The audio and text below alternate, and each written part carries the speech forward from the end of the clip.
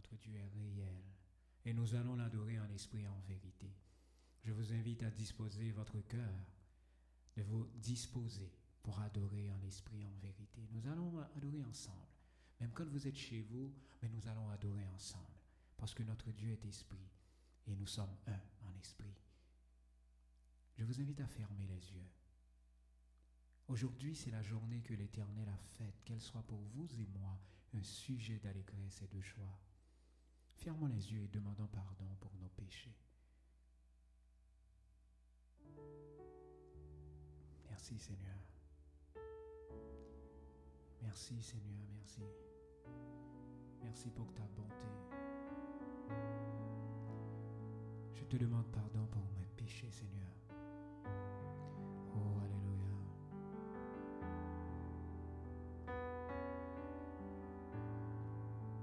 Je te demande pardon pour nos mauvaises pensées.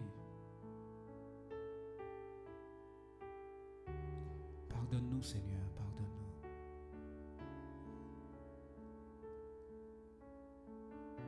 Nous sommes dans ta présence, Seigneur, en ce moment. Nous te demandons d'accepter notre louange. Accepte nos chants, Seigneur. Ô Dieu d'amour.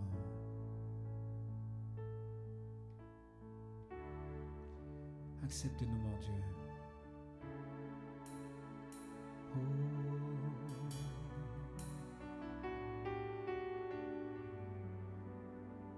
Merci, mon Dieu.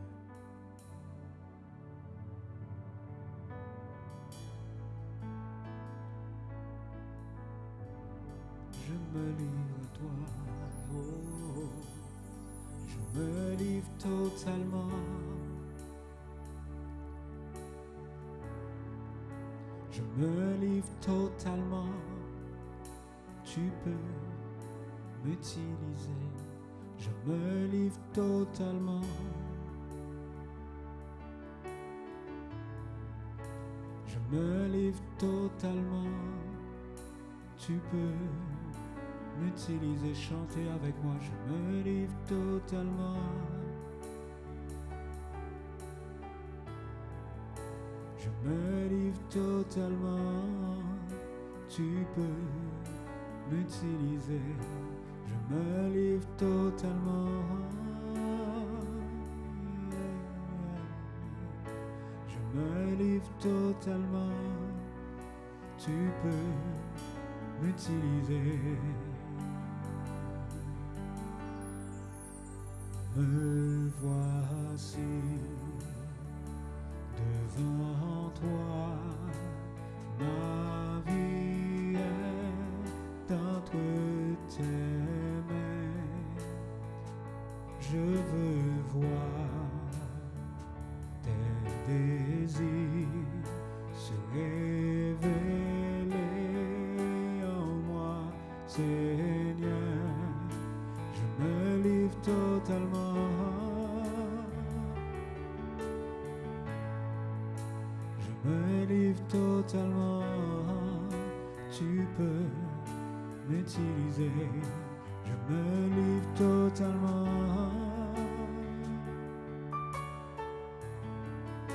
Je me livre totalement. Tu peux m'utiliser. Prends mon cœur, prends ma vie comme un sacrifice vivant.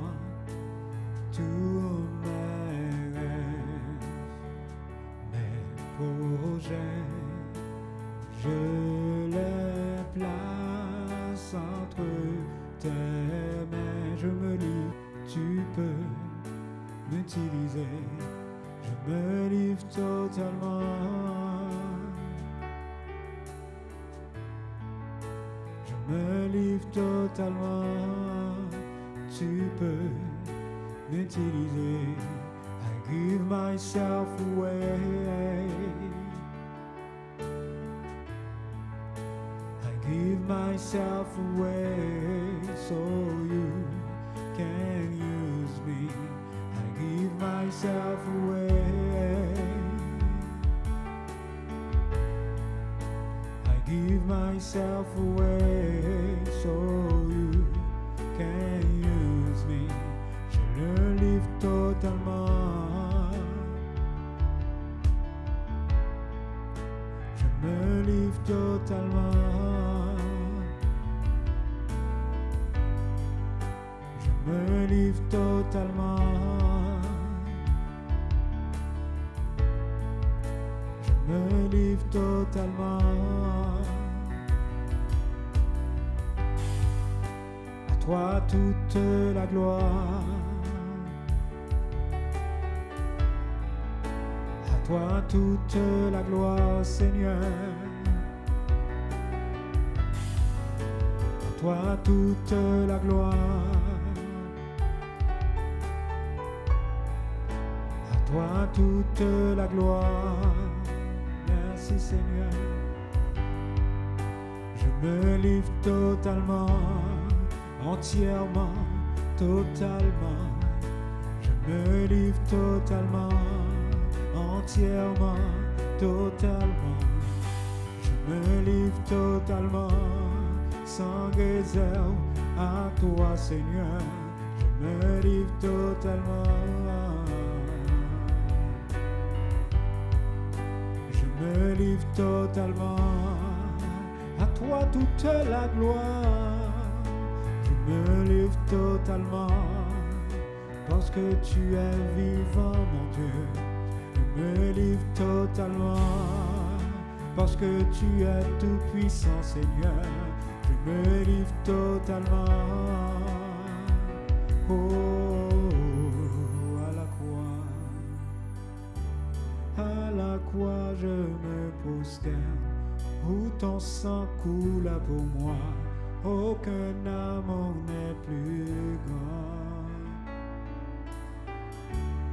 Tu as gagné sur la mort, ta gloire remplit les lieux très hauts, rien ne peut nous séparer. Chantez avec moi à la croix je me prosterne, où ton sang coula pour moi, aucun amour n'est plus grand. Tu as gagné sur la mort, ta gloire remplit les lieux très hauts, rien ne peut nous séparer. Seigneur, Seigneur, tu me cherches. Tu me connais. Et si je t'oubliais, je sais que tu m'aimes. Ta sainte présence, elle m'environne.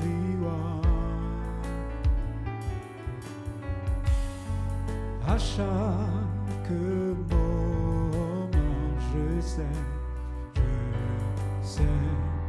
que tu m'aimes. Oui, je sais que tu m'aimes. À la croix, oh, à la croix, je me prosterne, où ton sang coula pour moi, aucun amour n'est plus grand. Tu as gagné sur la mort, yes. Oh, alléluia.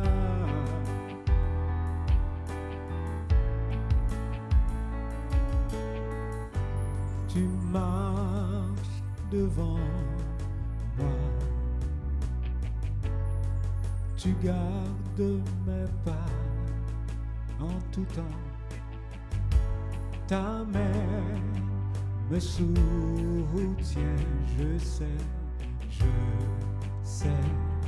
que tu m'aimes. Oui, je sais que tu m'aimes. À la croix, oh, à la croix je me prosterne, où ton sang coula pour moi, aucun amour n'est plus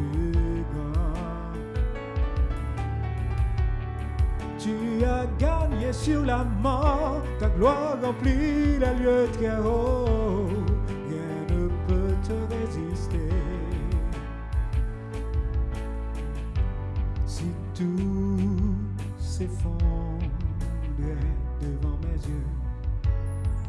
devant mes yeux, je sais, je suis sûr, Seigneur, tu resteras là.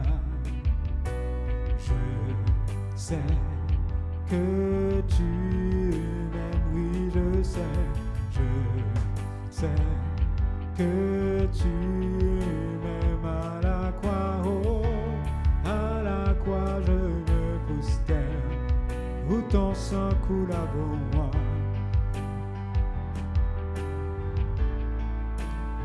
Alléluia, tu as gagné sur la mort. Ta gloire remplit les lieux très hauts. Rien ne peut nous séparer. Tu déchires le voile, tu traces le chemin, car tu as tout accompli. Tu déchires le voile, tu traces le chemin, car tu as tout accompli. Une fois de plus, tu déchires le voile, tu traces le chemin, car tu as tout accompli. Encore une fois, tu déchires le voile, tu traces le chemin, tu as tout accompli à la croix, à la croix, à la croix je me prosterne, où ton sang coula pour moi, aucun amour n'est plus grand. Tu as gagné sur la mort, ta gloire remplit les lieux très hauts. Rien ne peut nous séparer. Tu déchires le voile, tu traces le chemin, car tu as tout accompli. Tu déchires le voile, tu traces le chemin, car tu as tout accompli. Je sais une chose, oui je sais que tu m'aimes, oui je sais. Je sais que tu m'aimes, Seigneur, je sais que tu m'aimes, oui je sais.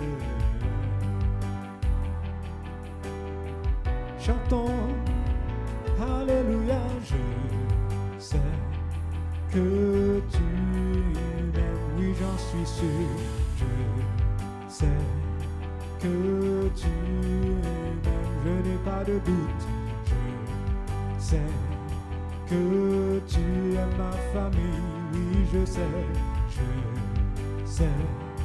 que tu nous aimes, oui je sais Seigneur, je sais que tu m'aimes, je sais que tu m'aimes, tu es là au milieu de nous, je t'adore, tu es là pour agir dans cette famille. Je t'adore, une fois de plus. Tu es là pour toucher nos cœurs. Je t'adore, tu es là pour agir dans cette famille. Oh, je t'adore. Oh, je t'adore parce que tu es pour moi, libérateur, Dieu de miracles, Dieu fidèle, lumière du monde, mon Dieu, tu es tout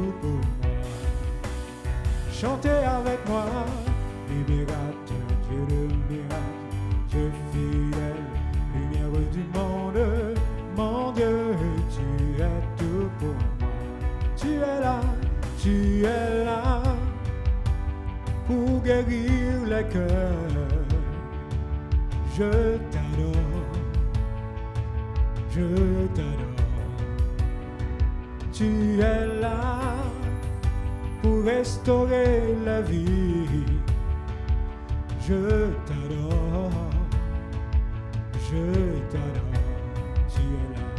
Tu es là pour agir dans cette famille. Je t'adore, Seigneur. Tu es là pour restaurer la vie. Oh, je t'adore, parce que tu es, libérateur, Dieu de miracle, Dieu fidèle, lumière du monde, mon Dieu, tu es tout pour moi. Parce que tu es, libérateur, Dieu de miracle, Dieu fidèle, lumière du monde, mon Dieu, tu es tout pour moi. Parce que tu es, Seigneur, libérateur, Dieu de miracle, Dieu fidèle, lumière du monde, mon Dieu, tu es tout pour moi. Parce que tu es, libérateur, Dieu de miracle, Dieu fidèle, lumière du monde, mon Dieu, tu es tout pour moi. Tu es Seigneur, tu es tout pour moi. Tu es tout pour moi. Tu es tout pour moi. Tu es tout pour moi. Tu es tout pour moi. Tu es tout pour moi. Tu es tout pour moi. Tu es tout pour moi. Chantez, chantez, tu es tout pour moi. Tu es tout pour moi. Tu es tout pour moi. Déclarons-le, tu es tout pour moi. Déclarons-le, tu es tout pour moi. Tu es tout pour moi. Tu es tout pour moi. Tu es tout pour moi. Écoutez bien. Même quand je ne le sais pas, toi tu travailles. Même quand je ne le vois pas, toi tu travailles. Tu ne t'arrêtes pas, tu ne t'arrêtes jamais. Tu ne t'arrêtes pas, tu ne t'arrêtes jamais. Même quand je ne le sais pas, toi tu travailles. Même quand je ne vois rien, toi tu agis. Tu ne t'arrêtes pas, tu ne t'arrêtes jamais. Tu ne t'arrêtes pas, tu ne t'arrêtes jamais. Même quand je ne le sais pas, toi tu travailles. Même quand je ne vois rien, toi tu agis. Tu ne t'arrêtes pas, tu ne t'arrêtes jamais. Tu ne t'arrêtes pas, tu ne t'arrêtes jamais. Même quand je ne le sais pas, toi tu travailles. Même quand je ne vois rien, toi tu agis. Tu ne t'arrêtes pas, tu ne t'arrêtes jamais. Tu ne t'arrêtes pas, tu es là pour agir en ce lieu. Je t'adore. Oh, je t'adore. Tu es là pour agir en ce lieu. Je t'adore. Oh, je t'adore. Parce que tu es pour moi. Oh, libérateur, Dieu de miracle, Dieu fidèle, lumière du monde, mon Dieu, tu es tout pour moi. Oh, libérateur, Dieu de miracle, Dieu fidèle, lumière du monde, mon Dieu, tu es tout pour moi. Déclarons-le, tu es tout pour moi. Tu es tout pour moi. Tu es tout pour moi. Tu es tout pour moi. Oh, tu es tout pour moi. Tu es tout pour moi. Tu es tout pour moi. Tu es tout pour moi. Chantez, tu es tout pour moi. Chantez, tu es tout pour moi. Tu es tout pour moi. Tu es tout pour moi. Chantez, tu es tout pour moi. Tu es tout pour moi. Tu es tout pour moi. Tu es tout pour moi. Tu es tout pour moi. Tu es tout pour moi. Tu es tout pour moi. Tu es tout pour moi.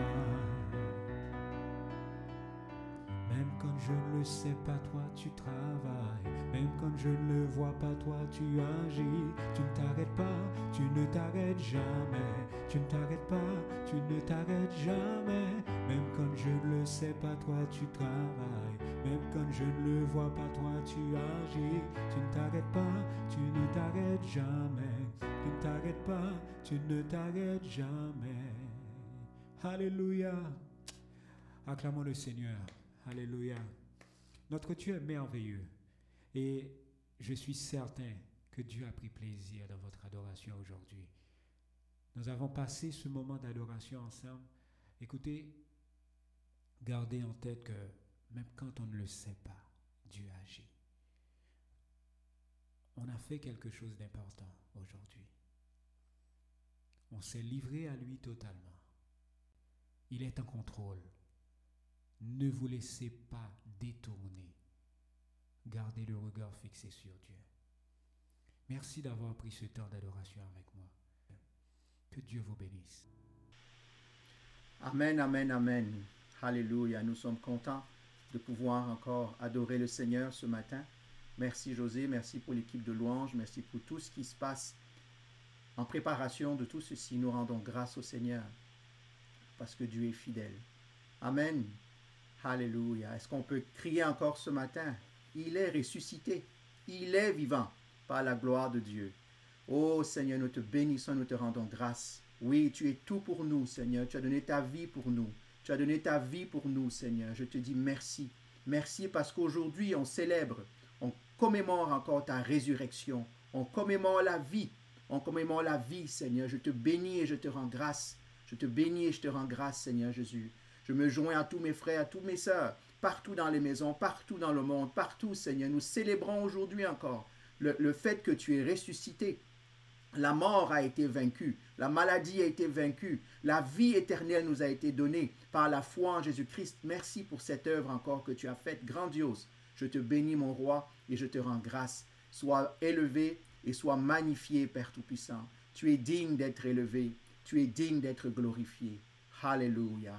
Merci, mon Dieu. Merci, mon roi. Amen, amen, amen. Soyez les bienvenus ce matin. Soyez les bienvenus ce matin par la grâce de Dieu. Alléluia. On rend grâce au Seigneur. On a pu se lever ce matin en forme. On a pu se lever ce matin. Alléluia. Et glorifions ensemble le nom du Seigneur. Glorifions le nom du Seigneur. Aujourd'hui, c'est un dimanche spécial, mes frères et sœurs. C'est un dimanche spécial. Pourquoi? On sort du week-end pascal aujourd'hui. Aujourd'hui, le monde entier commémore la résurrection de notre Seigneur et de notre Sauveur. Amen. Il est vivant. Il est vivant. Il est vivant. Alléluia. La mort, la croix, pardon, la mort, la résurrection de Jésus représente tout. Ça représente la preuve d'amour ultime que Dieu a envers les hommes. Il meurt lui-même à la croix pour l'homme. Quel Dieu l'a fait dans l'histoire? La résurrection aujourd'hui est la preuve que l'offrande de Jésus a été agréée par le Père. C'est dans cette croix, cette résurrection, que nous avons l'assurance d'un salut parfait, accompli et donné en Christ, parce qu'il est vivant. Par ce salut, on a accès à l'Éternel. Par ce salut, on a accès à la gloire de notre Dieu. Seigneur, nous te bénissons et nous te rendons grâce. Nous te bénissons. Alléluia. La mort et la résurrection forment la pierre angulaire sur laquelle repose toute, je répète, toute la bonne nouvelle de l'Évangile, le christianisme. Il n'y a pas de christianisme sans croix. Il n'y a pas de christianisme sans résurrection. Même si on ne prêche plus ça, si on ne prêche plus la croix, si on ne prêche plus la résurrection, alors ce n'est plus le christianisme du tout. Ce n'est qu'une poudre aux yeux, ce n'est qu'une apparence d'eux, ce n'est qu'une fumisterie. Parce que Dieu est mort à la croix pour toi, pour moi, pour tout homme et toute femme de toute origine qui veut bien tendre la main et lever les yeux et croire que Christ est mort et Christ est ressuscité pour lui. Ce matin, on célèbre la Pâque. Comme on l'a dit tout à l'heure à la fin de ce temps de partage, on va pouvoir prendre ensemble le repas du Seigneur. J'espère que vous êtes prêts de votre côté. Ensuite, on va pouvoir célébrer en famille, ceux qui sont en famille, que le Seigneur vous bénisse. On parlera ce matin de la Pâque, mais beaucoup plus du sang de l'agneau.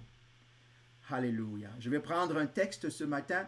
Je vous invite à prendre vos Bibles dans Exode au chapitre 12, les versets 21 à 25. Donc je répète, Exode 12, versets 21 à 25. Je vous laisse quelque temps de pouvoir prendre vos Bibles, sinon c'est affiché devant vous.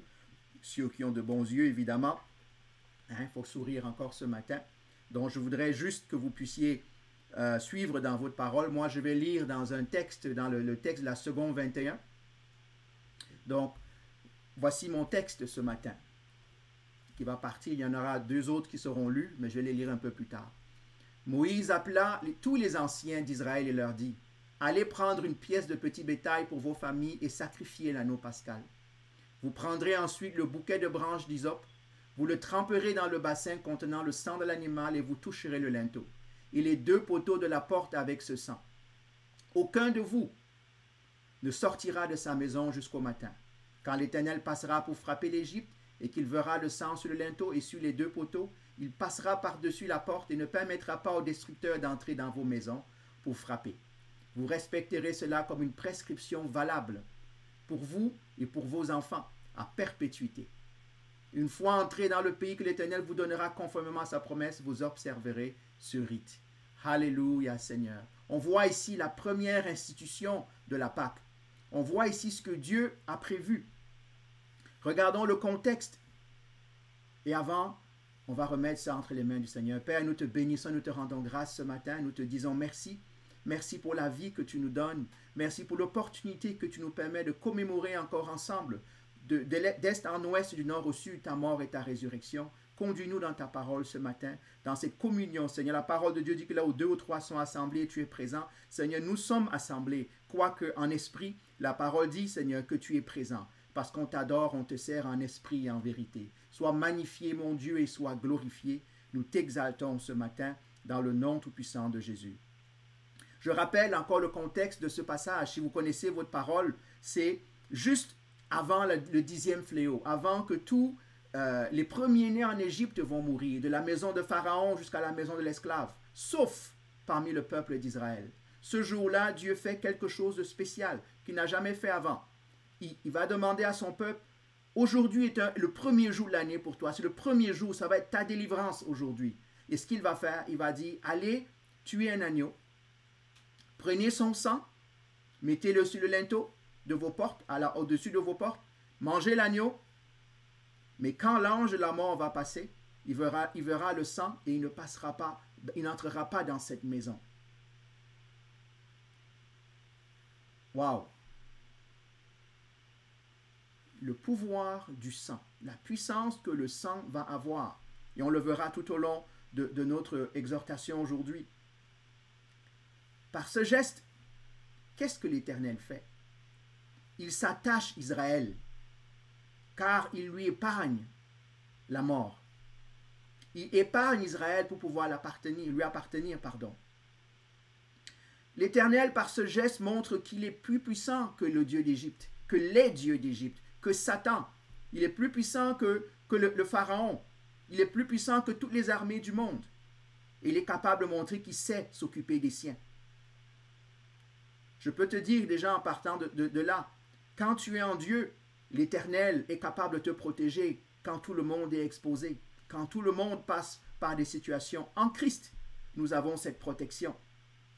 Évidemment, plus tard, puisqu'on sort d'Égypte une seule fois, Israël en tout cas, il va instituer ça comme étant un rite pendant lequel on va pouvoir expier les péchés. L'agneau, le sang de l'agneau deviendra plus que la sortie d'Égypte, il deviendra en lui-même le symbole du pardon des péchés, qui va effacer nos péchés.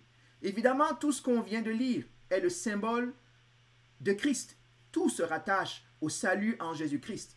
Dans la Pâque, je rappelle qu'un chrétien équilibré ne peut pas négliger l'Ancien Testament. L'Ancien Testament est la base, contient en soi la graine de la révélation qui va arriver à son paroxysme, qui va arriver à sa pleine révélation dans le Nouveau Testament et dans une personne unique, Jésus-Christ. Donc c'est comme un entonnoir qui va revenir à Jésus-Christ et après qui va se rouvrir encore à travers l'Église, à travers vous et moi, mes frères et sœurs, pour pouvoir propager ce message. Donc on peut voir certainement, l'agneau représente quoi? C'est simple, c'est Jésus. Voici ce que Jean-Baptiste dit lorsqu'il voit Jésus passer la première fois. Il dit, voici l'agneau de Dieu qui enlève le péché du monde. Jésus est l'agneau dans cette histoire. Donc, tout ce qu'on voit dans l'Ancien Testament n'est que symbole de ce qui va s'accomplir plus tard. Jésus a dit, je suis venu accomplir tout ce qui a été dit avant. C'est le sang de Jésus-Christ qui est mis sur les linteaux. C'est son sang qui nous protège. Les linteaux représentent nos vies, représentent nos maisons, représentent l'Église. C'est le sang de Jésus-Christ qui nous protège de toutes les œuvres de l'ennemi. L'Égypte et son roi représentent qui? Ça représente Satan. Ça représente le monde du péché. La sortie d'Égypte représente la libération d'esclavage du péché et de Satan. Ça représente aussi, cette sortie, la restauration du règne et de la protection de Dieu sur son peuple. Et ce peuple-là, on le lit, on le sait, il ne vient pas seulement d'Israël, parce que c'est tous les peuples de toutes les nations qui sont appelés à Jésus-Christ. Le salut est pour tous et tout le monde. La preuve, nous sommes là, nous qui sommes non-juifs de naissance, nous sommes en train de proclamer Yeshua comme étant notre Seigneur et notre Sauveur. C'est ce sang-là qui est important de se rappeler encore ce matin, surtout dans ces crises que nous vivons. L'élément clé, je rappelle, dans la Pâque, c'est la mort de l'agneau. C'est que son sang serve de protection, d'appartenance, d'obéissance, de rachat. On pourrait prendre beaucoup de mots. Mais aujourd'hui encore, ce sang-là appelle, ce sang parle, ce sang vit. Amen. On doit se réjouir ce matin.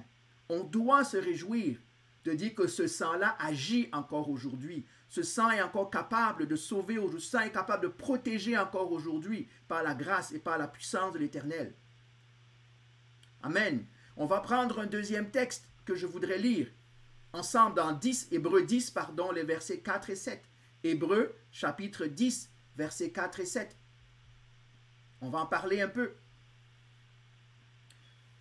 La Bible dit ceci, il est impossible que le sang de taureau et de bouc enlève les péchés. C'est pourquoi en entrant dans le monde, Christ dit, tu n'as voulu ni sacrifice, ni offrande, mais tu m'as offert un corps. Tu m'as formé un corps, excusez-moi. Tu n'as accepté ni holocauste, ni sacrifice pour le péché. Alors j'ai dit, me voici, je viens. Dans le rouleau du livre, il est écrit à mon sujet pour faire, ô Dieu, ta volonté. Message qui vient mettre le couvercle sur la casserole de l'Ancien Testament. Tout ce que ce texte dit, c'est que l'Ancien Testament était bien, mais il avait beaucoup de failles.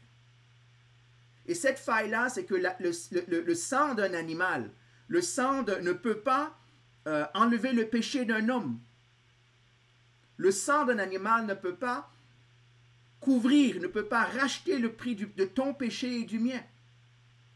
Ce n'était que des choses temporaires. C'est pour ça qu'on devait le refaire jour après jour, semaine après semaine, mois après mois.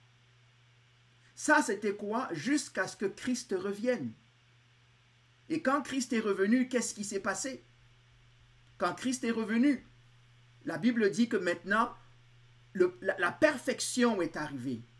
La perfection est arrivée. Il dit dans le texte qu'on vient de lire, tu n'as voulu ni sacrifice ni offrande. Comment est-ce que le Dieu qui dit sacrifiez-moi des bœufs, sacrifiez-moi des taureaux, sacrifiez-moi des pigeons, comment peut-il dire ici que tu n'as pas besoin de ça? Tu n'en as pas voulu.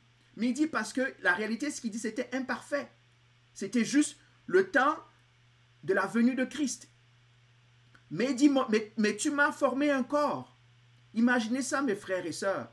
Depuis, la Bible dit qu'avant la fondation du monde, Christ avait été désigné comme l'agneau de Dieu, qui viendrait racheter. Imaginez ça depuis, avant même que l'homme ait péché.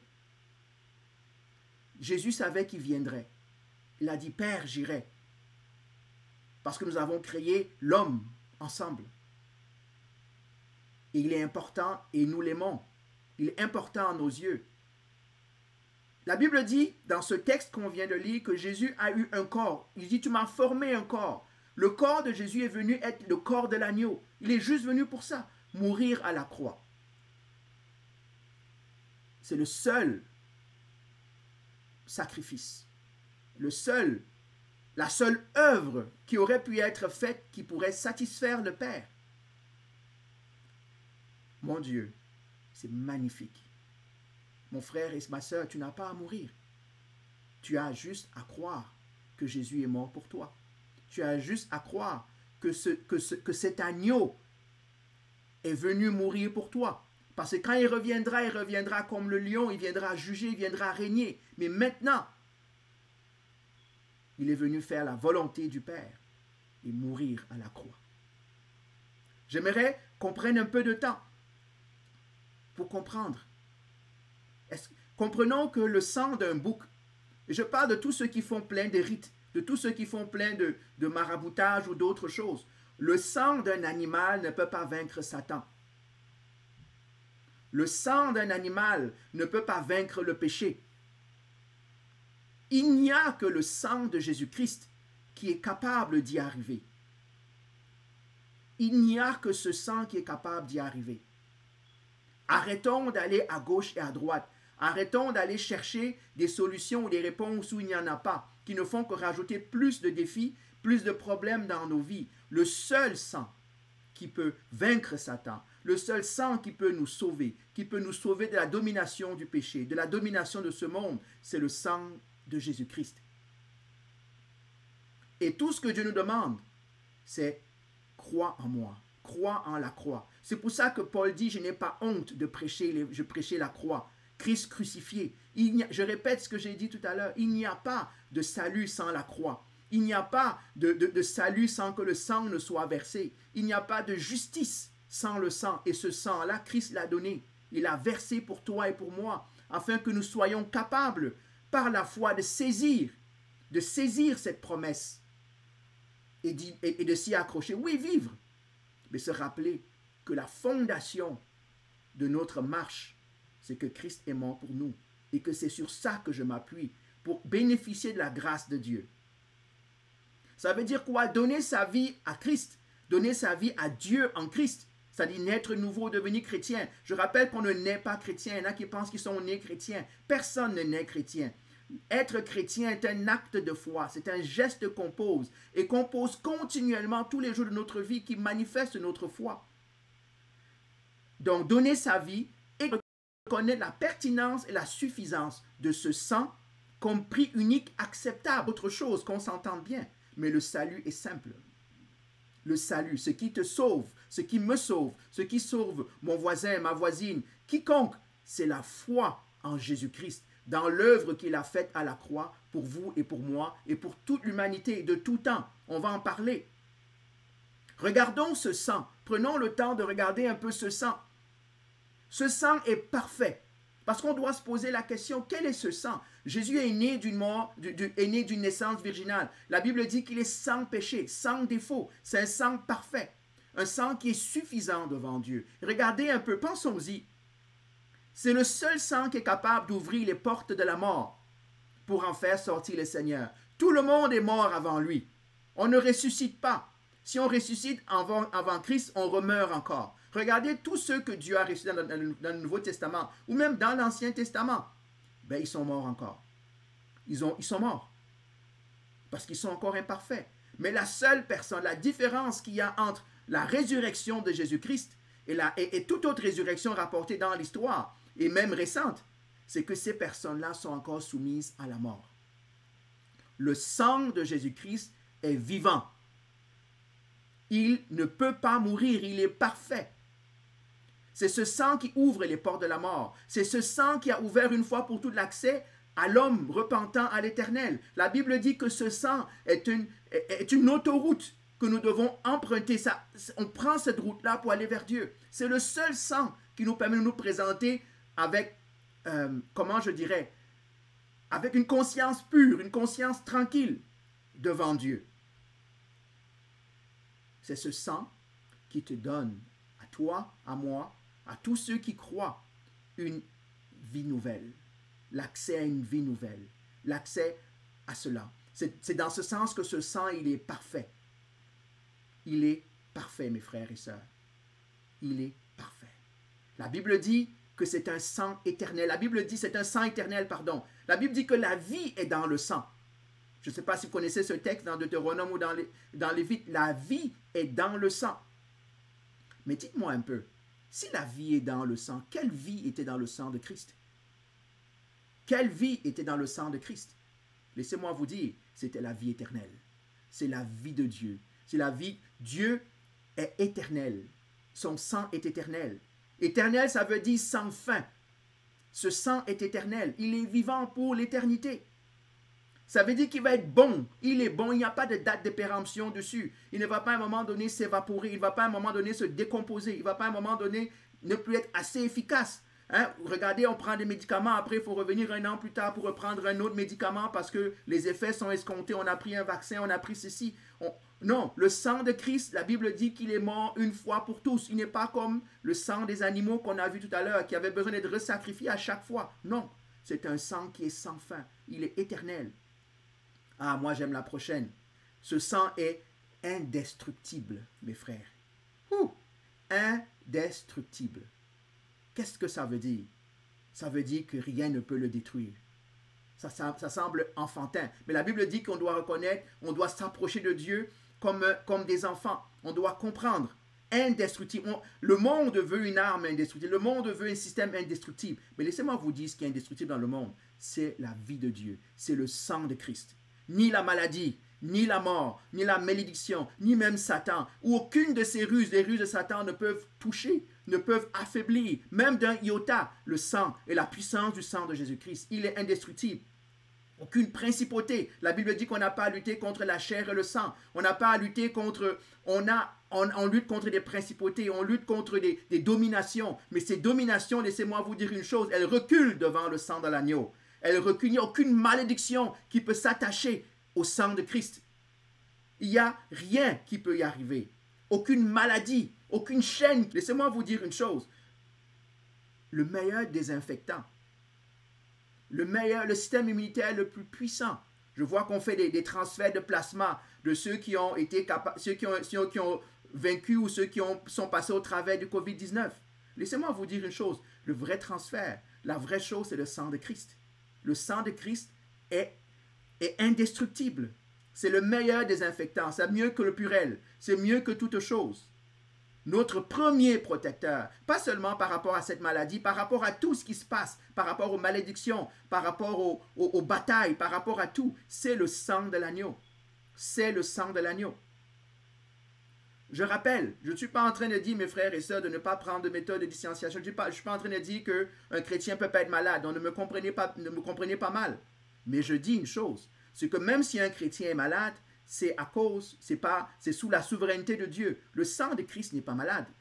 La vie de Dieu n'est pas atténuée. Il n'y a aucun virus qui peut circuler dans la présence de Dieu. Pourquoi le virus, la mort, et le virus n'est qu'une mort d'une cellule. Il n'y a pas de mort en Dieu. Il n'y a que la vie. Il n'y a que la vie éternelle.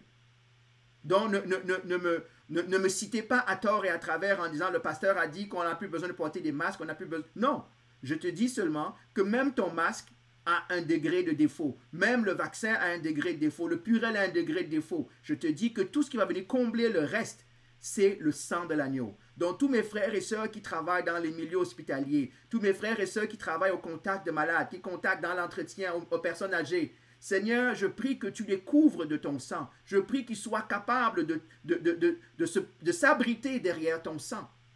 Parce que c'est ce sang-là qui garantit les choses. Oui, Seigneur, je te bénis parce que tu nous as rendus immunes, Seigneur, à toutes les ruses de l'ennemi, à toutes les manigances de l'ennemi.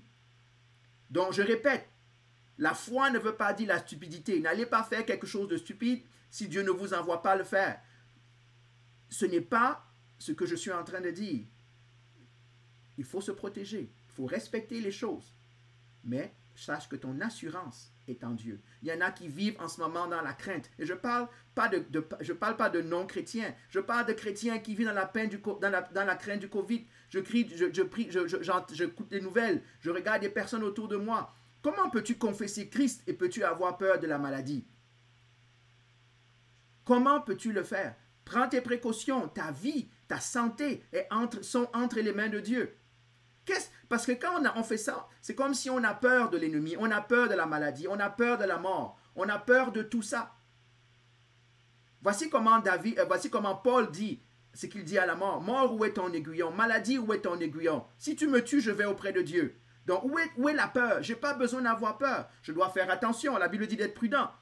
Mais mon assurance, ton assurance, l'assurance du chrétien est dans le sang indestructible de Jésus-Christ. Que même si Satan envoie ses hordes de démons, même si Satan envoie ses hordes de ceci, c'est le sang de l'agneau qui te protège, qui protège ta famille, qui protège ta vie. Pourquoi? Il est indestructible, mes frères et sœurs. Indestructible. Satan a essayé, hein? Pendant 3 jours. Satan s'est réjoui. Il s'est réjoui que Jésus est mort à la croix. Wow, mes amis, 3 jours plus tard, il est ressuscité. Il n'a pas, moi je dis, on dit, imaginez la quantité de ténèbres qui se sont accrochées au corps de Christ pour l'empêcher de se relever. La vie de Dieu est indestructible, mes frères et sœurs. On le voit dans le livre d'Apocalypse, quand on dit que quand les 2 témoins seront mis à mort, le monde va se réjouir pensant qu'ils ont anéanti le plan de Dieu, pensant qu'ils ont été capables de défaire le plan de Dieu. Mais Dieu dit ceci. Non. Au moment voulu, il les a appelés. Il a dit, levez-vous. Et ils sont remontés devant tout le monde dans les cieux. Amen. Alléluia. L'Éternel, le sang de Christ, rien ne peut lui résister. Rien ne peut lui... Je peux vous dire une chose. Les démons fuient devant son sang. Quand tu pries chez toi, mets le sang de l'agneau. Enlève aussi les choses du malin, tous les petits joujoux que tu peux avoir cachés là. Enlève tout ça. Le sang de l'agneau, c'est tout ce que tu as besoin. Arrête de voir le marabout. Arrête d'aller chercher des trucs. C'est le sang de l'agneau qui va te protéger. C'est le sang de l'agneau qui te garde. C'est le sang de l'agneau qui te défend. Mon Dieu. C'est moi vous raconter un témoignage. On faisait, mon épouse et moi, une délivrance. Et ça arrivait plus d'une fois où les démons se manifestent. À un moment donné, ça court, ça devient physique. Tu dis non, Seigneur. Et là, tu dis seulement, je trace une ligne de sang ici, le sang de l'agneau. Je le mets, ce démon-là, cette personne là-dedans. Et il ne peut pas bouger. Laissez-moi vous dire une chose, je dis ce que j'ai vu. Je ne dis pas ce qu'on m'a raconté, ce que j'ai vécu plus d'une fois. Il ne peut pas passer cette ligne. Il a peur du sang de l'agneau. Il a peur du sang de l'agneau. Parce que ce sang, la Bible dit qu'on a vaincu par quoi? Par le sang de l'agneau et par notre témoignage. Témoigne à ton âme que tu as vaincu par le sang de l'agneau. Témoigne que tu as vaincu. Proclame-le. Aie la foi dans ce sang-là. C'est lui qui te protège, c'est lui qui te garde. Laissez-moi continuer, sinon je risque de m'emballer. La Bible dit ceci, il est éternellement efficace. On a vu tantôt qu'il est efficace, il est parfait. Mais laissez-moi vous dire, il est éternellement efficace. Éternellement efficace. Il a vaincu Satan, il est puissant. Rappelez-vous le chant, There's power in the blood of Jesus. There's power in the blood of Christ. Il y a la puissance dans le nom de Jésus. Il y a la puissance dans le sang de Jésus-Christ. Amen. C'est la force la plus puissante. Les gens veulent des bombes atomiques. Laissez-moi vous donner une bombe atomique. Ça s'appelle le sang de Christ. Indestructible. Amen. Gloire à Dieu. Je vais te continuer. Le prochain, on a le sang de l'alliance. Le sang de Jésus-Christ. Maintenant, on a dit toutes ces choses-là, mais il faut qu'on soit capable de se l'approprier. Comment on s'approprie ce sang-là? Comment est-ce qu'on arrive? Comment est-ce qu'on y arrive? Mais laissez-moi vous dire une chose. Revenons à ce qui s'est passé en Égypte. Je rappelle que le sang de l'agneau n'avait pas été mis sur toutes les maisons d'Égypte. Il avait été mis sur les maisons de ceux qui sont en alliance avec l'Éternel, de ceux qui acceptent de se mettre sous sa couverture. Laissez-moi, c'est pas parce qu'on était juif ou israélite qu'on ne mourrait pas. C'était parce qu'on était resté dans la maison. Des non-Israélites qui étaient dans les maisons ne sont pas morts. Ceux qui mouraient, c'est ceux qui n'avaient pas le sang de l'agneau, qui n'avaient pas mis leur confiance, leur foi dans le sang de l'agneau qui était mis sur leur maison. De la même manière, si un Israélite sortait de chez lui, mais tant pis pour lui. Ça veut dire qu'il sort de l'alliance, il sort de la protection divine. Donc, si tu veux bénéficier de ce sang, ben mon ami, mon frère, ma soeur, il faut que tu sois en alliance avec le Père. Il faut que tu sois en alliance avec le Fils, que tu sois en alliance avec le Saint-Esprit. Et cette alliance-là, la Bible dit qu'elle est scellée par le sang de l'agneau. Elle est scellée par le sang de l'agneau. Et aujourd'hui, encore une fois, je rappelle qu'on est dans un moment de Sainte Seine. Donc, on va prendre le repas du Seigneur. Ça va devenir encore un renouvellement de notre alliance. Où j'espère pour certains d'entre vous, la première fois, vous faites vraiment la prière du salut et que vous donniez vraiment votre vie à Dieu. Je vais lire un texte. Ce matin. Mon dernier texte, c'est dans Jean au chapitre 6, les versets 53 et 58. Donc, Jean, chapitre 6, versets 53 et 58. Je l'affiche, je vous laisse le temps de régler vos lunettes, de prendre votre Bible. Dans Jean chapitre 6, versets 53 et 58, qu'est-ce qu'il dit? Il dit ceci. Jésus répond à la foule. En vérité, je vous le dis, si vous ne mangez pas le corps du Fils de l'homme, et si vous ne buvez pas son sang, vous n'avez pas la vie en vous-même. Celui qui mange mon corps et qui boit mon sang a la vie éternelle, et moi je le ressusciterai le dernier jour. En effet, mon corps est vraiment une nourriture et mon sang est vraiment une boisson. Tout comme le Père est vivant, m'a envoyé et que je vis grâce au Père. Ainsi, celui qui me mange vivra grâce à moi. Voilà comment est le pain descendu du ciel. Il n'est pas comme la manne de vos ancêtres que vos ancêtres ont mangé. Eux sont morts, mais celui qui mange de ce pain vivra éternellement. J'espère que j'entends un amen là-bas. Amen, gloire à Dieu. Qu'est-ce que ça veut dire? Qu'est-ce que ça veut dire, mes frères? Qu'est-ce que ça veut dire, ma sœur? Et regardons ce texte-là. Ce qu'il dit, Jésus surprend toute sa foule. Et je pense que même dans une partie de l'histoire du christianisme, il y en a qui sont perdus. On a accusé les chrétiens d'être cannibales. On a dit, Jésus a dit qu'il faut qu'on le mange. Comment on peut manger le corps de Christ? Comment on peut boire le sang de Christ? Non. Il y a même certains qui vont dire, ah non, à l'autel, ça devient du sang, ça devient le vrai sang, le vrai corps de Christ. Non, ça devient juste, ça reste encore du pain, ça reste encore du vin, du jus de raisin, ça reste tout ce que vous avez mis devant votre table. Ce n'est que symbolique. Ce que Jésus disait dans ce texte, il nous invitait à venir être des participants à sa mort et sa résurrection. Il nous invitait par le repas du Seigneur à rentrer formellement en alliance avec lui. Quand je prie ma prière du salut, c'est dans mon cœur. Mais quand je viens à table et que je mange, je participe au repas de l'agneau, alors je viens confirmer que je suis en alliance avec le Seigneur. Donc, Jésus va le dire dans Matthieu, il va dire, ceci est le sang de l'alliance. Donc, si tu veux faire bénéficier du sang indestructible, éternel, et tout ce qu'on a dit tout à l'heure, il faut que tu sois en alliance avec le Père. Il faut que tu sois en alliance avec Christ. Comment est-ce qu'on entre en alliance? On l'a vu. C'est en confessant Jésus-Christ comme seul Seigneur et comme seul Sauveur de ma vie. Il n'y a pas d'autre voie. La Bible, Jésus fait des déclarations qui sont, fortes. Ça aurait été un homme, ce serait plein d'orgueil, mais il ne fait que dire la vérité. Il dit, celui qui ne mange pas mon corps et ne boit pas mon sang n'a pas la vie éternelle. Il n'est pas en communion avec moi. Celui qui ne me reconnaît pas comme Seigneur et Sauveur ne peut pas aller au Père.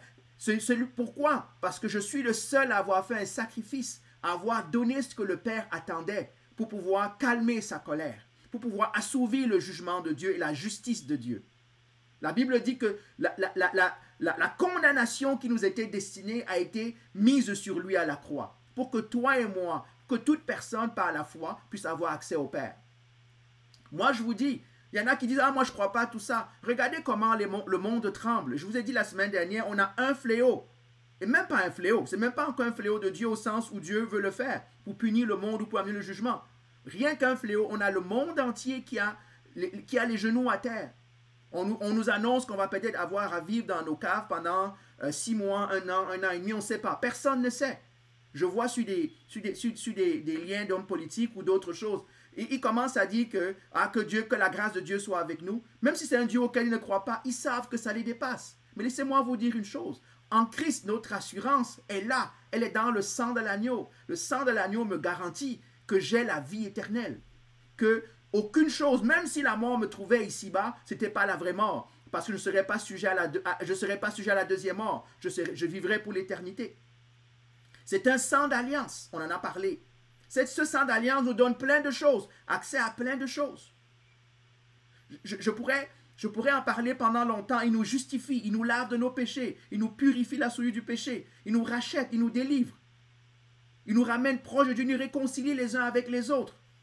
Il donne un libre accès au sanctuaire. Mon frère, tu as fait quelque chose, ma soeur, tu veux aller vers Dieu, mais tu as juste besoin du sang de l'agneau. Tu n'as pas besoin de faire 40 heures de prière, 40 heures de jeûne et prière. Tu as juste besoin de te placer dans l'alliance du sang de l'agneau et ça te donne accès. Parce que c'est seulement le Père, ce n'est pas le jeûne qui va te purifier. C'est ta repentance, oui, importante, mais ce qui va te donner le bénéfice, la justification, c'est le sang de Christ.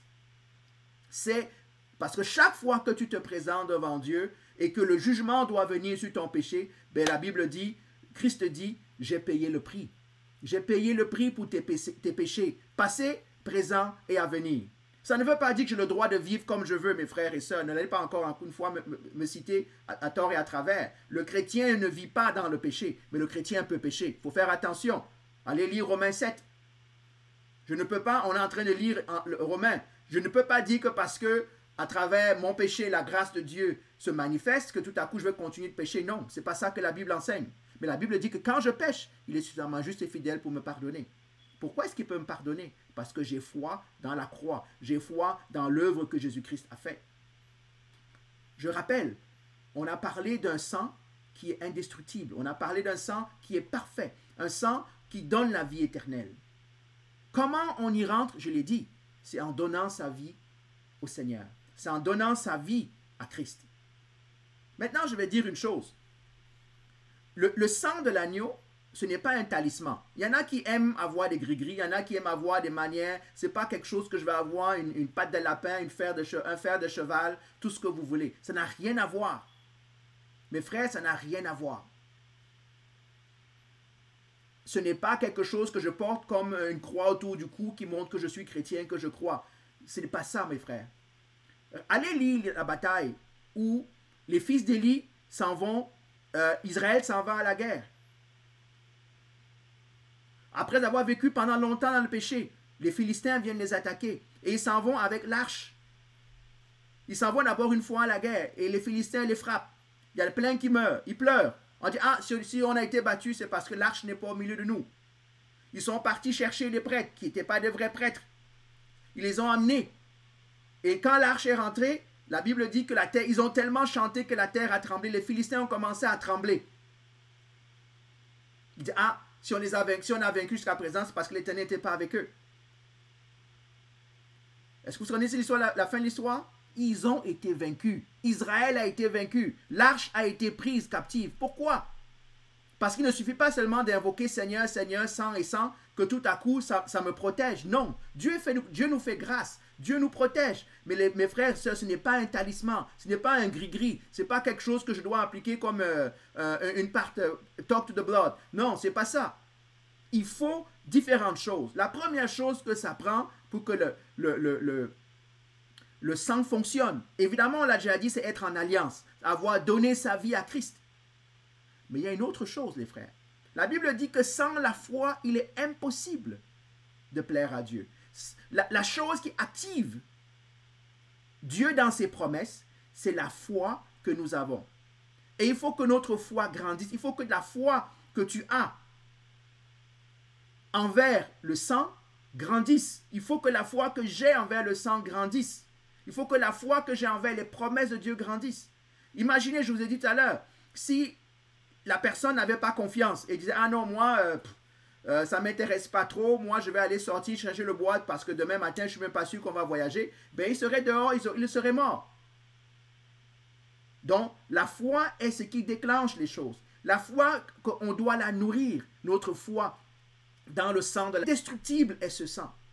Tu vas au travail, tu sors le matin, tu te couches. Mets-toi sous le sang de l'agneau. Dis, Seigneur, tu me protèges. Dis, Seigneur, je m'en vais au travail, je ne sais pas ce qui va arriver. Peut-être qu'il y a un virus qui va me rencontrer, peut-être une maladie va me rencontrer. Seigneur, je veux me plonger dans ton sang. Je veux faire confiance à ton sang. C'est lui qui va être capable de m'en sortir. C'est lui. Oui, je vais me protéger, je vais porter ce qu'on me demande. Mais Seigneur, mon assurance et ma fermeté est en toi. Amen. Ce qui marche, ce qui donne du poids à ta marche, à la mienne en Christ, c'est la foi, mes amis. C'est pas jouer à l'église, c'est pas connaître tous les versets par cœur, c'est pas écouter ce que le pasteur dit, il dit amen, amen, amen, mais ne pas agir dessus. On a lu ensemble, ceux qui ont l'étude biblique avec Boyer, ceux qui ont lu dans Romains, qu'est-ce que ça dit? Les vrais enfants ne sont pas ceux qui écoutent, enfants de Dieu ne sont pas ceux qui écoutent la parole et qui ne la mettent pas en pratique, mais ceux qui la mettent en pratique sont eux les vrais enfants. Ça veut dire quoi? Pour être capable de mettre la foi, de mettre le sang en pratique, de mettre les promesses de Dieu en pratique, ça me prend la foi, ça te prend la foi. Soyons comme les témoignages qu'on entend dans la parole de Dieu. Seigneur, viens au secours de ma foi. Seigneur, viens au secours de mon incrédulité. Parce qu'il y en a beaucoup parmi nous. Et si ce n'est pas nous tous, on a des zones d'incrédulité dans notre vie. Il faut qu'on mette toutes ces zones-là sur l'autel du sacrifice afin que Dieu puisse agir pleinement. Parce que quand Dieu agit, c'est sa gloire à lui qui va ressortir. C'est sa gloire à lui. Sois béni. Alléluia. Oh Dieu de gloire, je te magnifie, Seigneur. Merci, Seigneur. La Bible dit que la foi vient de ce qu'on entend et ce qu'on entend vient de la parole de Dieu. Tu veux grandir dans la foi? Ben, passe notre temps dans la parole de Dieu. Accroche-toi aux promesses de Dieu. La Bible dit, moi j'ai aimé, quand vous lisez la fin de l'histoire de Josué, Josué dit ceci, que toutes les promesses de Dieu se sont accomplies. Alléluia. Alléluia. Samuel dit la même chose. La foi grandit. La foi vient de ce qu'on entend. C'est un muscle qu'on doit exercer. Exercer ta foi dans les petites choses, dans les petits pas. Donc je dis la première chose, la foi, l'alliance avec Dieu. Rentrer dans cette alliance-là. La deuxième, grandir dans la foi. La troisième, c'est demeurer en Christ. Ça, c'est un autre enjeu. Je ne peux pas être chrétien et sortir de la maison. Je ne peux pas être chrétien et vivre ma vie comme dans le monde. Je ne peux pas être chrétien et vivre dans le péché. Je répète, le chrétien peut pécher. Mais le chrétien ne peut pas vivre dans le péché. La Bible dit qu'on ne pratique pas le péché. Malheureusement, il y en a parmi nous, il y en a dans le monde qui sont quoi? Ah, je vais à l'église dimanche, mais le reste de la semaine, je vis dans le monde, je vis dans le péché. Je vis avec plein de choses. Mon nom est menteur, mon nom est adultère, mon nom est fornicateur là dehors. Mais à l'église, je suis un tout saint. Non. Quand tu fais ça, mon frère, quand tu fais ça, ma soeur, laisse-moi te dire, je ne veux même pas parler de perte du salut, je ne veux même pas parler de ça. Je te dis seulement que le péché, c'est la porte ouverte qui te fait sortir, qui me fait sortir de la protection de Dieu. Quand tu sors, quand tu pêches, les parties qui pêchent, tu donnes accès à Satan. Je donne accès au péché. Je donne accès à ça. Et donc, dans ces zones-là, tout à coup, le sang de Christ me protège moins. Pourquoi? Parce que par mes actes, je renie ce pourquoi le sang a été versé. Je renie ma foi. Je renie mon alliance. La Bible dit qu'il y a 2 commandements. Aime Dieu et aime ton prochain. Si tu aimes ton prochain, si tu aimes Dieu, tu n'adores pas d'autres dieux. Tu ne vas pas voir les marabouts. Tu ne lis pas le tarot. Tu ne lis pas la bonne aventure. Tu ne lis pas les as. Il y en a qui sont encore en Christ et qui croient aux horoscopes, qui règlent leur vie sur les horoscopes. Tu t'en vas adorer d'autres dieux. Tu ne peux pas être en Christ et aimer ton prochain. Ça veut dire quoi? Ne pas voler, ne pas le tuer, ne pas aller chercher sa femme, ne pas aller faire tout ce que j'ai à faire. Non. Parce que chaque fois qu'on ne demeure pas en Christ, on atténue la puissance du sang dans nos vies. On ouvre la porte à l'ennemi. Amen. Donc, je rappelle, on a besoin, mes frères et sœurs, de comprendre le sang de Christ. C'est un sang vivant, indestructible, éternel. J'ai besoin d'avoir ma foi en Christ. J'ai besoin d'avoir ma vie en Christ. Aujourd'hui, si tu n'as jamais donné ta vie en Christ, je rappelle une chose, on ne naît pas chrétien, je l'ai dit tout à l'heure, je le répète encore. Il faut donner ta vie. Comment on donne sa vie? C'est juste la prière du salut. Seigneur, je reconnais que je suis pécheur. Je reconnais que tu es mort pour mes péchés. Je reconnais que tu as versé ton sang à ma place. Parce que moi, j'aurais dû mourir. Moi, je devrais mourir. Mais toi, tu es mort pour moi. On reviendra dessus tout à l'heure. Donc, entrez en alliance pour bénéficier de ce sang. Laissez-moi vous raconter une histoire sur l'alliance. La Bible nous raconte que lorsque Israël est rentré dans la terre promise, il y a un peuple qui a eu peur d'Israël qui s'appelle Gabaon. Gabaon est venu de loin, ils ont trompé Josué. Ils ont fait comme s'ils venaient très loin. Et ils ont signé une alliance. Sauf qu'ils venaient de Canaan. Mais quand Gabaon est retourné chez lui, ses ennemis ont compris qu'ils ont fait alliance avec Israël. Donc, qu'est-ce qu'ils ont fait? Les ennemis sont venus attaquer Gabaon. Mais qu'est-ce que Gabaon a fait? Gabaon a dit, comme nous sommes en alliance avec Israël, nous demandons, Israël, Josué, que tu viennes et tu te battes pour nous. Et il est venu. Et il est venu. De la même manière, quand on reste en Christ, on a une alliance avec lui, Dieu viendra. Il viendra à ton secours. Mais on doit être fidèle, mes frères. On doit être fidèle, mes sœurs. On doit demeurer dans la maison. On doit exercer notre foi. On doit l'exercer. Je vais finir en parlant du repas du Seigneur. Aujourd'hui, on va prendre le repas du Seigneur. C'est le meilleur moment de l'année pour prendre le repas du Seigneur. Pourquoi? C'est symbolique. Le meilleur moment pour prendre le repas du Seigneur, c'est tous les jours. On ne veut seulement pas le rendre anodin. Prendre le repas du Seigneur, c'est se rappeler cette alliance que nous avons faite. As-tu donné ta vie au Seigneur? C'est ça l'alliance. As-tu fait la prière du salut? Peut-être tu ne l'as jamais faite, cette prière. Peut-être que tu as envie de dire, Seigneur, je cherche partout. Je suis comme la femme qui avait une perte de sang. J'ai couru dans toutes les religions. Je suis allé dans tout le monde. J'étais dans la rébellion. J'étais partout. Je suis fatigué. Je suis vide. Le monde, je pensais que ma carrière allait m'offrir la satisfaction. Je pensais que la connaissance allait m'offrir des choses. Salomon a dit qu'il a fouillé tout ça. Et il a trouvé que tout n'était que vanité. Pourquoi ne pas donner ta vie au Seigneur? Si tu es en âge de raison, laisse Dieu parler à ton cœur, quel que soit ton âge. Dis, Seigneur, je suis fatigué. J'ai essayé, je n'ai pas réussi. Mais je comprends aujourd'hui, je comprends que tu as payé pour moi. Je veux juste par la foi. La Bible dit que la vie éternelle ne s'obtient pas dans les œuvres. La vie éternelle s'obtient par la foi, de croire. Dis seulement, Seigneur, c'est comme un lâcher-prise. Seigneur, je reconnais aujourd'hui que tu es mort pour mes péchés. Je reconnais que tu as payé le prix pour moi. Pardonne mes offenses. Viens et règne dans ma vie. Sois le Seigneur, sois le Sauveur de mon âme. Si tu fais cette prière, c'est le début du chemin. Et si c'est la première fois que tu fais cette prière, fais-moi signe, fais-nous signe, on voudra t'accompagner. Donc je rappelle, le repas du Seigneur, la Sainte Seine qu'on va prendre tout à l'heure, ce n'est qu'un rappel de cette alliance-là. Parce que je donne ma vie au Seigneur. Et maintenant, je dois renouveler cette alliance. Et chaque fois que je prends le repas du Seigneur, je renouvelle cette alliance. Donc, je veux la renouveler. En prenant ce repas du Seigneur, je rappelle à mon âme, je rappelle à mon esprit, je rappelle à mon corps, j'exerce ma foi, que je confesse que Christ est mort pour moi, que ma vie, ma santé. Peut-être que parmi nous, il y en a qui vivent et qui sont fâchés contre Dieu. Laissez-moi vous dire une chose. Pourquoi ne pas faire la paix avec Dieu aujourd'hui? Si tu veux bénéficier de tout ce que j'ai dit tout à l'heure, fais la paix avec Dieu. Peut-être ça fait longtemps que tu as donné ta vie au Seigneur, il y a peut-être 30 ans, 40 ans, 10 ans, je ne sais pas. Et ça fait des années que tu tournes en rond. Ça fait des années que tu as tourné de ton dos au Seigneur. Peut-être que tu vis dans le péché, avec une autre femme, avec un autre homme. Tu n'es pas marié. Peut-être que tu vis dans le mensonge. Peut-être que, je ne sais pas. Peut-être que tu as des addictions qui ne sont pas louables en public. Peut-être que tu as des choses. Pourquoi tu ne te tournes pas vers Dieu? Peut-être que ça fait longtemps, tu dis, j'aimerais donc retourner. Oui, mais j'ai fait trop de bêtises. Comment est-ce que Dieu peut me pardonner? J'ai dit tout à l'heure, mon frère, ma soeur, il n'y a rien que le sang de l'agneau ne peut laver. Il n'y a rien que le sang de l'agneau ne puisse laver, qu'il ne puisse vaincre. Aucune chaîne dans ta vie, dans ma vie, qui ne puisse briser. Aucune chaîne. Tout ce qui nous retient, tu sais c'est quoi? Tout ce qui te retient, tout ce qui me retient des fois, c'est la honte, c'est l'orgueil, c'est la culpabilité. Et ça, c'est le travail de Satan, qui vient te dire, non, tu n'es pas capable, non, regarde, tu es trop mauvais, regarde, Dieu n'est... Non, tais cette voix et accepte la main tendue.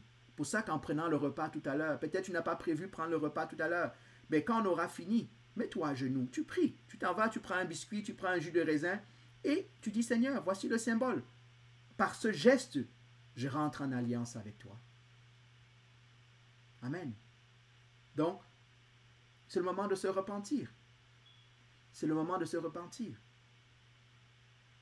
Quand tu prends ce repas, quand je prends ce repas, Je proclame à tous. Je n'ai plus une foi cachée. J'ai une foi visible. Je proclame à tous, croyants, non-croyants. Je dis que j'affirme que le sang de l'agneau est puissant. Que le sang de l'agneau m'a donné la vie. Que le sang de l'agneau me donne la vie. Mon espérance est dans ce sacrifice-là. Et j'invite tout le monde en faisant ça. En prenant moi, en prenant part, toi en prenant part, tu invites tous ceux qui te regardent, tous ceux qui sont autour de toi. Viens et joins-toi à moi. Viens encore prendre part à ce repas dans ta grâce et dans ta miséricorde. Amen. Ma prière, avant qu'on passe plus formellement au repas du Seigneur, exerçons notre foi, mes frères. Entrons dans l'alliance avec Dieu, évidemment. Exerçons notre foi et demeurons dans la communion avec Dieu, dans la communion avec les frères et sœurs. Je rappelle une dernière chose, le sang de Christ, la Bible dit, nous rapproche, non seulement de Dieu, mais nous rapproche aussi les uns des autres. Donc, le même sang qui t'a sauvé, c'est le même sang qui m'a sauvé. Je ne peux pas être ton ennemi. Tu ne peux pas être mon ennemi. Il faut qu'on soit capable, sur la base de la foi dans le sang de l'agneau, être ensemble. La Bible dit qu'on doit se tenir ensemble. Encore plus maintenant que par le passé. On a beau être distant, on a beau être dans nos quelle que soit la pièce de la maison où vous êtes, on a beau ne pas pouvoir se voir physiquement, ça ne change rien. Nous sommes unis, nous sommes un dans un lien d'amour, nous sommes un dans le lien de Christ, nous sommes un. La Bible dit que c'est le même esprit qui nous unit, c'est le même sang qui nous sauve. Donc si peut-être tu as voulu abandonner l'église, si peut-être tu as décidé que non, moi je ne veux plus participer à une église locale parce que il y a trop de choses qui se passent, laisse-moi te rappeler une chose, il n'y a pas d'église parfaite. Peut-être tu dis c'est l'église primitive. Va lire la Bible de Dieu. Tu vas voir que l'église primitive avait des problèmes. Va lire l'église de Corinthe. Va lire l'église d'Éphèse. Je te rappelle que Éphèse était peut-être chaude et bouillante lorsque c'était au temps de Paul et Timothée. Mais va lire dans Apocalypse 3 quand Dieu écrit à l'église d'Éphèse. Ça n'a pas pris 30 ans. Hein? C'est devenu une église aussi imparfaite. Donc je ne sais pas quelle est cette théologie là-dehors qui nous fait croire que l'église primitive était meilleure. Elle n'était pas meilleure. Je vais vous dire pourquoi elle n'était pas meilleure. Parce qu'elle était composée d'hommes imparfaits comme vous et comme moi. L'église est imparfaite, je le reconnais. La CCM est imparfaite, l'église du coin est imparfaite. Je reconnais ça. Ça ne veut pas dire que Dieu n'agit pas. Ça ne veut pas dire qu'elle n'est pas utile. Ça ne veut pas dire que je dois vivre tout seul dans mon monde à moi. Non, Dieu a créé un corps. Nous sommes le corps de Christ. Et c'est pour ça qu'en prenant ce repas ensemble, on se rappelle qu'on est ensemble un corps. Un corps, on est en communion. La Bible dit que nous demeurons en lui et lui demeure en nous. La Bible dit que nous serons un les autres, et lui est un avec lui, par la grâce de Dieu. Plongeons dans ce sang, plaçons-nous sous sa protection, plaçons-nous sur toute la promesse que Dieu nous donne au travers de ce sang, dans ce que Dieu nous donne. Il nous donne un symbole puissant, mes amis. Il n'y a pas beaucoup de rites que Dieu donne, il n'y a pas beaucoup de sacrements, il n'y en a que 2 que la Bible institue, le baptême et la Sainte Seine. On se baptise une fois, mes frères et sœurs. La Sainte Seine, c'est comme une alliance. Ça nous rappelle toujours. Donc, n'hésite pas. Si tu as le temps, pendant que je vais prier, trouve-toi un biscuit, trouve-toi un jus de raisin et prends le repas du Seigneur avec moi. Prends le repas du Seigneur avec mon frère et ma sœur que tu ne vois pas. Prends le repas du Seigneur avec tout le peuple de Dieu.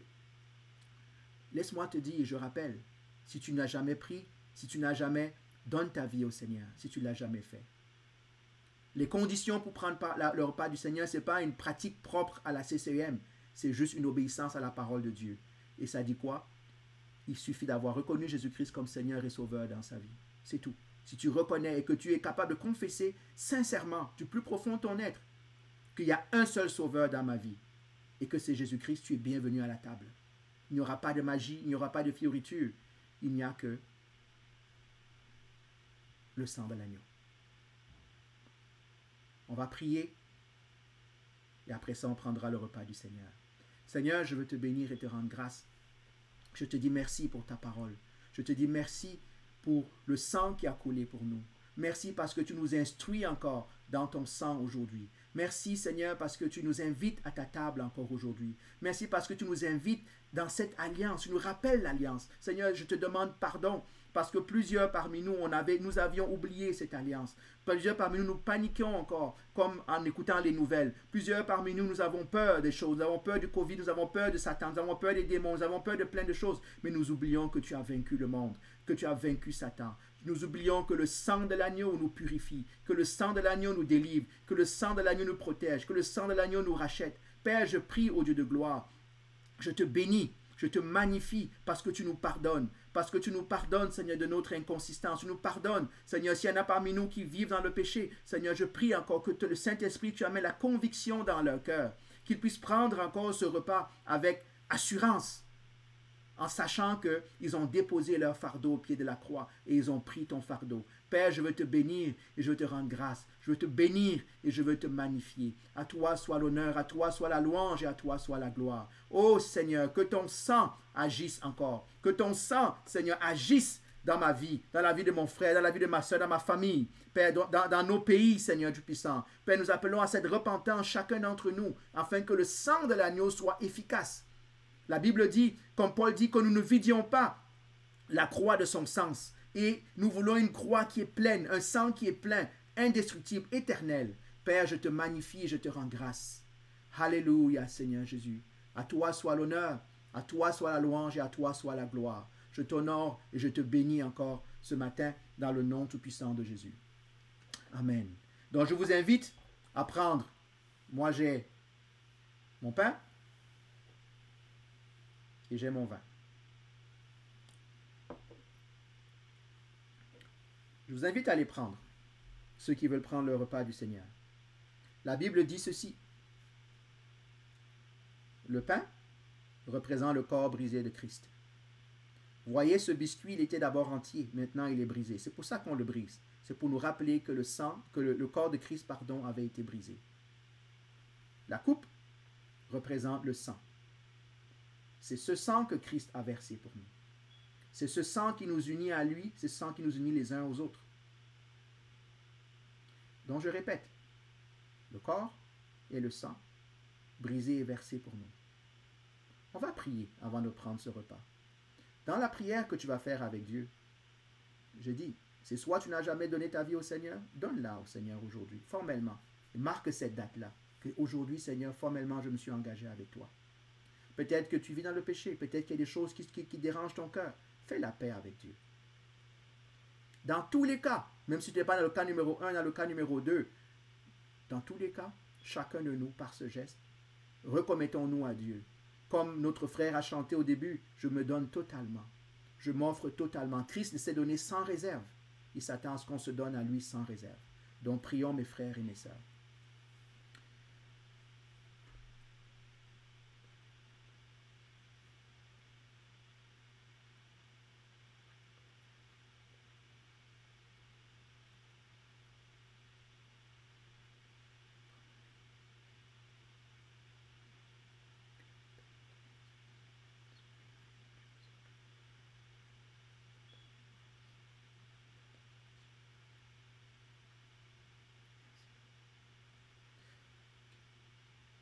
Seigneur, nous voulons venir devant toi comme un corps. Nous voulons venir ensemble devant toi. Déjà prier pour ceux qui ne t'ont pas donné leur vie, Seigneur. Je prie que tu les touches.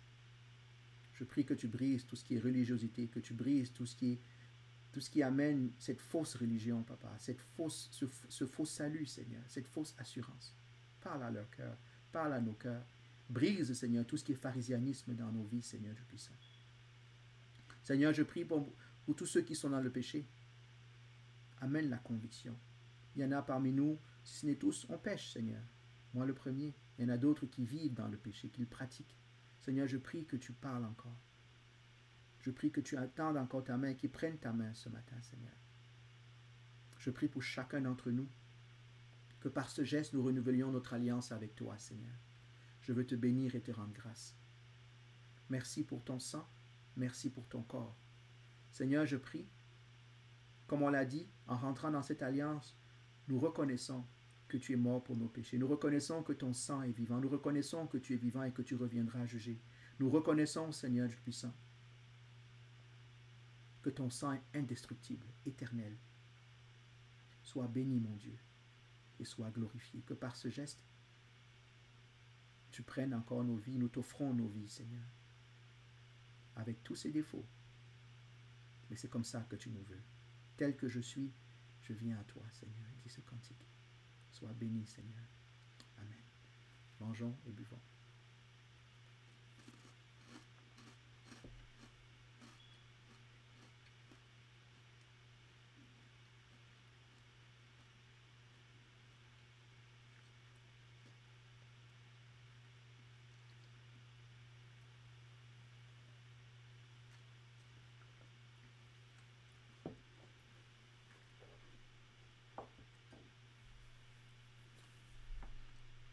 Merci Seigneur.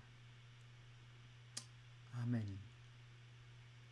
Soyez bénis mes frères et sœurs. Ça a été une joie, un privilège de pouvoir prendre ce repas encore avec vous. Je sais qu'on a tous hâte de pouvoir le prendre ensemble autour d'une table. Mais laissez-moi vous dire une chose. Ce n'est pas moins puissant ce qu'on vient de faire. Ce n'est pas moins liant les uns avec les autres. C'est tout aussi parce que nous sommes un en esprit. Soyez bénis. Je souhaite à chacun d'entre vous une joyeuse Pâques. Je prie que le Seigneur touche nos cœurs. Je prie que nous puissions encore par sa grâce nous approcher de lui. Je prie que nous soyons tous des personnes qui peuvent influencer et être de ceux qui vont partager le prix de la croix. Que le Seigneur vous protège, que le sang de l'agneau vous couvre, qu'il nous couvre tous, qu'il couvre notre assemblée, qu'il couvre le peuple de Dieu, que le sang de l'agneau nous protège de tout ce qui se passe là dehors. Et nous avons vaincu par le sang de l'agneau et par notre témoignage. Soyez bénis, laissez-nous entendre vos témoignages, ça nous fera plaisir encore une fois d'être avec vous, de nous réjouir avec vous, de vous soutenir. Mais laissez-moi vous assurer d'une chose, Jésus-Christ est ressuscité et il est vivant, bien vivant. Amen, soyez bénis.